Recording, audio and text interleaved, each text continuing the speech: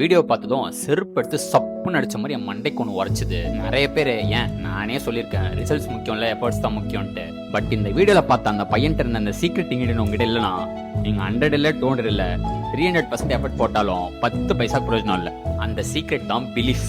First you have to believe in your self. நீங்கள் நம்பணும் என்னால் முடியும்.